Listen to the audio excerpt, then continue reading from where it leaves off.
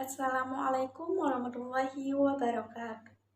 Perkenalkan, nama saya Esa Putrianti. Saya mahasiswi dari UIN Syarif Hidayatullah Jakarta, Fakultas Tarbiyah dan Keguruan, jurusan Pendidikan Guru Madrasah Ibtidaiyah. Di sini, saya akan sedikit menjelaskan mengenai sistem pernapasan pada manusia dan sistem pernapasan pada hewan. Bagaimana sih cara manusia bernafas? Nah, gini teman-teman, cara bernafasnya manusia yaitu dengan menghirup udara dan mengeluarkan kembali udara yang dihirupnya. Proses pernafasan tersebut berlangsung secara otomatis dan juga secara terus-menerus.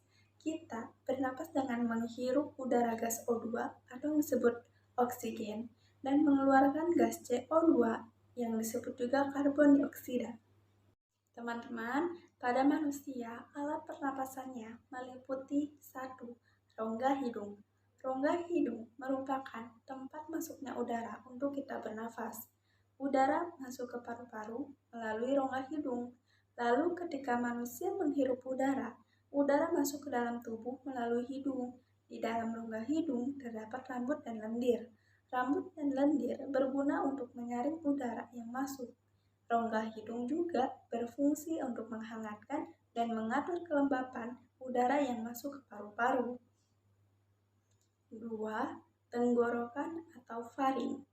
Faring berperan untuk pernapasan sekaligus pencernaan. Makanan, air, dan udara yang masuk ke dalam tubuh akan melewati faring sebelum masuk ke sistem pencernaan atau pernapasan. Yang ketiga, pangkal tenggorokan atau laring. Laring atau yang biasa disebut pangkal tenggorokan berfungsi sebagai tempat melekatnya selaput atau pita suara. Di bagian ini terdapat pita suara dan katup epiglotis yang memisahkan saluran makanan dengan saluran udara. Yang keempat, batang tenggorokan atau trakea. Trakea menghubungkan laring dengan bronkus dan menjadi jalan bagi udara dari leher ke bagian dada. Bentuknya seperti pipa. Fungsi utamanya sebagai jalur udara untuk masuk dan keluar dari paru-paru. Organ ini tersusun atas cincin tulang rawan dan terdapat di kerongkongan. 5. Bronkus.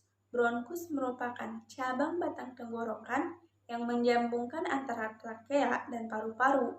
Hampir mirip dengan trakea, bronkus tersusun atas tulang-tulang rawan yang berbentuk cincin. Namun, bronkus terdiri dari 2 cabang yang di masing-masing cabang menyambungkan ke paru-paru kanan dan paru-paru kiri. Yang keenam, bronkiolus atau anak cabang batang tenggorokan. Bronkiolus merupakan percabangan bronkus yang terdapat dalam paru-paru. Jumlah cabang pada bronkiolus sesuai dengan jumlah lobus atau gelambir pada paru-paru. Pembagiannya adalah pada paru-paru sebelah kanan terdapat 3 lobus dan pada paru-paru kiri terdapat 2 lobus. 7. Paru-paru atau pulmon. Paru-paru terletak di dalam rongga dada dan terdiri dari 3 gelambir pada paru-paru kanan dan 2 gelambir pada paru-paru kiri. Di dalam paru-paru inilah terjadi pertukaran udara kotor yang mengandung karbon dioksida dengan udara bersih yang mengandung oksigen. Pertukaran udara ini tepatnya terjadi dalam gelambung paru-paru atau alveolus yang bersentuhan dengan bronkiolus. Lalu ada proses pernapasan pada manusia. Manusia bernapas meliputi 2 proses, yaitu menarik napas yang disebut inspirasi dan mengeluarkan nafas disebut ekspirasi. Berdasarkan cara masuknya udara dalam paru-paru, maka proses pernapasan dapat dibedakan menjadi 2, yaitu pernapasan dada dan pernapasan perut. Lalu, apa sih pernapasan dada dan pernapasan perut? Pernapasan dada dilakukan dengan melibatkan otot antara tulang rusuk, sedangkan pernapasan perut menyertakan diafragma yang membatasi rongga perut dan rongga dada. Kalian pernah nggak sih berpikir seperti apa jadinya kalau kalian mengalami kesulitan pernapasan? Pasti rasanya nggak enak banget ya. Semoga jangan sampai terjadi ya. Meskipun demikian, seperti halnya anggota tubuh lain, sistem pernapasan manusia juga dapat terkena kelainan dan penyakit. Tapi, apa saja sih kelainan dan penyakit pada sistem pernapasan manusia? Ya, satu, kanker paru-paru. Penyakit ini disebabkan karena sel kanker yang tumbuh di paru-paru dan terus tumbuh tidak terkendali. Bila dibiarkan, sel kanker dapat menyerang bagian tubuh lainnya. Kedua, tuberkulosis atau TBC. Bakteri ini menyerang paru-paru dan menimbulkan bintil-bintil pada dinding alveolus. Karena ada bintil-bintil tersebut, proses difusi oksigen menjadi terganggu. Penderita TBC juga sering mengalami batuk berdarah. 3. Asma. Asma adalah penyakit yang terjadi karena penyempitan saluran pernapasan. Penyebab penyempitan saluran pernapasan biasanya disebabkan oleh alergi terhadap debu, pasir, bulu, serangga kecil, ataupun rambut. Penyakit ini juga dapat muncul kembali jika suhu lingkungan terlalu dingin atau ketika penderitanya mengalami masalah psikologis.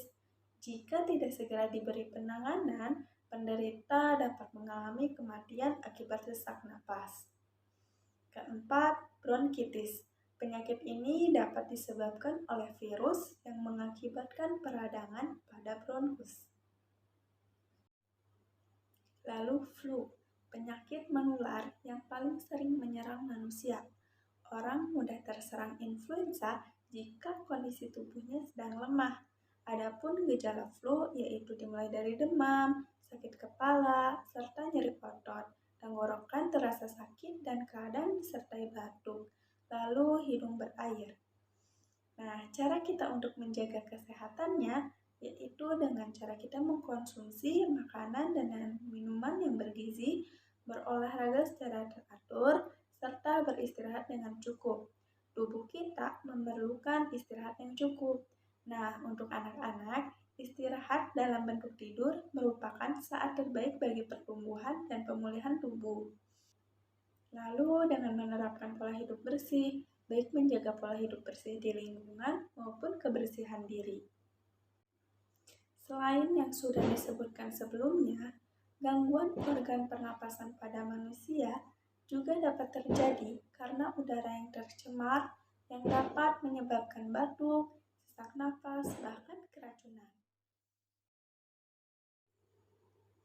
Nah, sekarang kita masuk ke sistem pernapasan pada hewan yang akan kita bahas sekarang. Pertama, pada cacing. Cacing bernapas menggunakan kulitnya. Cacing tidak mempunyai pernapasan secara khusus. Agar pernapasan melalui kulit bisa terus berlangsung, maka kulit cacing harus selalu dalam kondisi yang basah. Oleh sebab itu, cacing senang pada tempat yang lembab atau basah sebagai tempat hidupnya. Yang kedua, serangga. Serangga bernapas dengan menggunakan trakea. Trakea adalah lubang-lubang halus yang terdapat pada antaruas badan serangga. Dengan adanya gerakan otot yang teratur dan aktif, maka udara bergerak masuk ke dalam tubuh serangga lewat trakea. Yang ketiga, ikan. Kita pasti sudah tahu dong, ikan bernafas menggunakan insang. Namun, insang di sini terdiri dari 3 bagian, antara lain rigi-rigi, lembaran-lembaran insang, dan lengkung insang. Rigi-rigi insang berfungsi untuk menyaring air dan kotoran. Lembaran insang berfungsi sebagai tempat terjadinya pertukaran gas, sedangkan lengkung insang berfungsi sebagai tempat meletakkan lembaran-lembaran insang. 4. Hewan amfibi. Yang termasuk hewan amfibi yaitu katak yang bernapas dengan paru-paru dan kulit. Selain itu juga, Katak bernapas memakai selaput rongga mulut untuk mengikat oksigen. Lalu, kenapa ya katak disebut hewan amfibi? Karena katak hidup di dua alam, di air dan juga di darat. 5. Reptil. Alat pernapasan reptil terdiri dari hidung, batang tenggorokan, cabang batang tenggorokan, dan paru-paru. Cara pernapasan reptil ini menggunakan paru-paru. Yang terakhir, aves. Burung bernapas menggunakan pundi-pundi udara. Apa sih pundi-pundi udara itu dan apa saja yang terdapat dalam pundi-pundi udara? Jadi gini teman-teman, pundi-pundi udara yaitu alat pernafasan yang ada pada burung berbentuk kantong yang membantu dan memudahkan burung ketika terbang karena udara akan tersimpan di kantong itu. Lalu terdapat 5 pasang pundi udara pada burung, antara lain 1. Pundi-pundi udara pangkal leher, 2. Pundi-pundi udara antar tulang selangka bercabang-cabang membentuk pundi-pundi udara di dalam tulang lengan atas, 3. Pundi-pundi udara dada depan, 4. Pundi-pundi udara dada belakang, dan 5. Pundi-pundi udara perut. Cukup sekian yang bisa saya sampaikan. Kurang lebihnya saya mohon maaf. Wassalamualaikum warahmatullahi wabarakatuh.